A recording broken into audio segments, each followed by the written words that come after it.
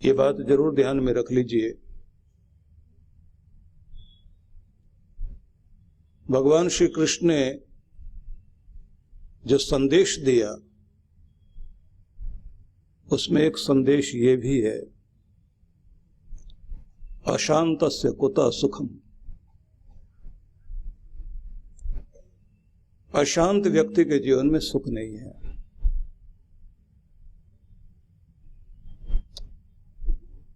अगर हम चाहते हैं कि जीवन सुखी हो तो सबसे पहले चेष्टा करनी चाहिए कि मन में भी शांति हो और हमारे घर परिवार में और जीवनचर्या में भी शांति हो। बात को समझिए। किसी भी समाज का विकास तभी संभव है जब उस समाज का शांति काल चलता है। आपका स्वास्थ्य भी तभी ठीक रहेगा जब आपका मन शांत हो और चैन की नींद सोते हो।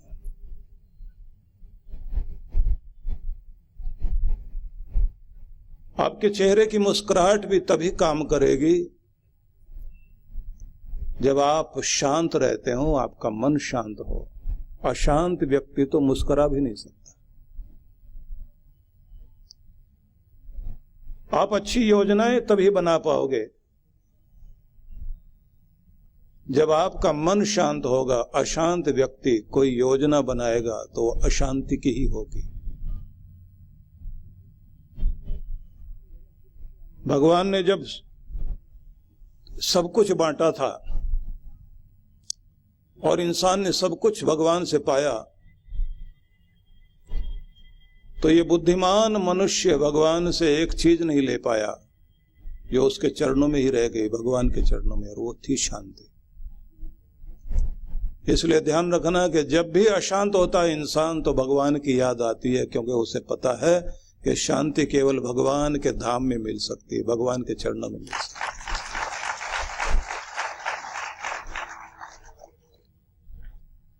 अगर आप गुनगुनाना चाहते हैं, आप खिलखिलाना चाहते हैं, आप मुस्कुराना चाहते हैं, आप सफलता प्राप्त करना चाहते हैं, तो सबसे पहले एक ही बात पर ध्यान दीजिए, आपके जीवन में शांति जरूर होनी चाहिए। और वो तब संभव है जब सबसे पहली चेष्टा की जाए कि बोलने में भी शांति हो, व्यवहार में शांति हो। भगवान श्री कृष्ण ने गीता में एक स्थान पर तपो का वर्णन किया। जब वो वाचिक तप की बात करने लगे तब एक शब्द का प्रयोग किया, अनुद्वेग करम वाक्यम सत्यम प्रिय हितम चयत, कि तुम्हारी भाषा उद्वेग पैदा करने वाली नहीं होनी चाहिए। भड़काऊ भाषा, आग लगाने वाली भाषा, गुस्सा दिलाने वाली भाषा, किसी के मन का, हृदय का चैन छीन लेने वाली भाषा का प्रयोग नहीं होना चाहिए। राजा महाराजा लोग अपने बच्चों को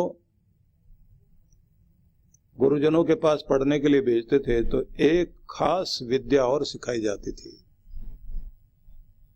कि जो रॉयल फैमिली है उनका व्यवहार क्या होना चाहिए, उनकी बातचीत क्या होनी चाहिए, उनकी शालीनता क्या होनी चाहिए। तो व्यवहार विद्या सिखाई जाती थी। व्यवहार कौशल को पश्चिम ने भी इतना बड़ा स्थान दिया जिसको उन्होंने पब्लिक रिलेशन नाम दिया, PR, इसे लोक व्यवहार कहते हैं लोग। डेल कार्नेगी जैसे व्यक्ति ने यह लिखा कि आपके जीवन की सफलता में अगर 60% आपका परिश्रम, आपकी योजनाएं, आपकी अन्य चीजें काम करती हैं तो 40% आपका लोक व्यवहार भी काम करता है। मतलब सफलता में 40% भाग आपके लोक व्यवहार का पड़ता है। अगर व्यवहारिक रूप से आप फेल हैं, संकोच करने वाले आदमी, ठीक से निभाने वाले नहीं, लोगों के दिल में नहीं उतरते, क्योंकि वाणी के द्वारा आप या तो दिल में उतरेंगे या दिल से उतरेंगे। तो ये तो पहले आपको देखना है कि हृदय में उतर सके। वेदों में एक स्थान पर कहा, सक्तुमिव तितुना यत्र पुनंतो मनसा वाचमकृत। खाद्य पदार्थ को जब आप पकाते हैं और खाने के लिए तैयार करते हैं तो पहले उसे छानकर साफ करके अच्छी तरह देखभाल करके इस योग्य बनाते हैं कि वो खाया जा सके और उसका स्वाद लिया जा सके। तो लिखा है कि तुम्हारी बुद्धि की छलनी से तुम्हारे शब्द पहले अच्छी तरह से छान लिए जाने चाहिए, क्योंकि वो किसी के गले से कानों से उतरकर हृदय में बैठ सकें। तो इस बात का जरूर ध्यान रखो कि तुम्हारे शब्द, तुम्हारी महक, तुम्हारी सुगंध उनके हृदय में बनकर बैठ सके। तुम्हारा बोलना बहुत ऊंचा होना चाहिए, व्यवहार अच्छा होना चाहिए।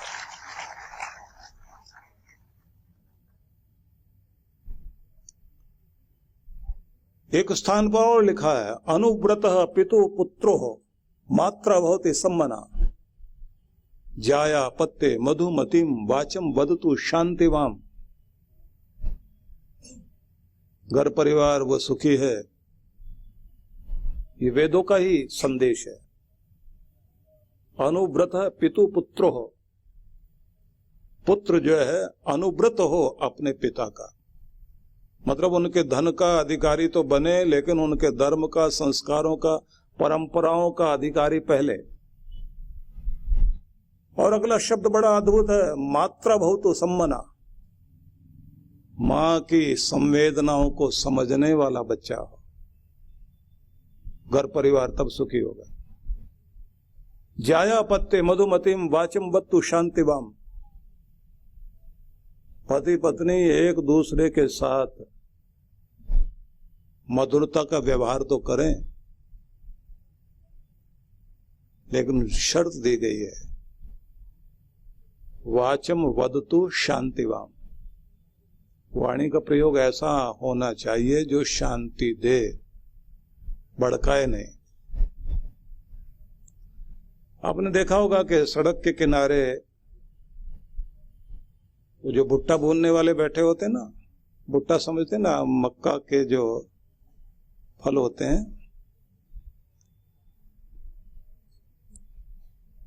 पॉपकॉर्न तो आप लोग खाते ही हैं, तो भुट्टे भी आपने खाए होंगे। कुछ छल्ली बोल देते हैं, इधर क्या बोलते हैं मुझे नहीं पता, पर भुट्टा तो आप समझते ही होंगे।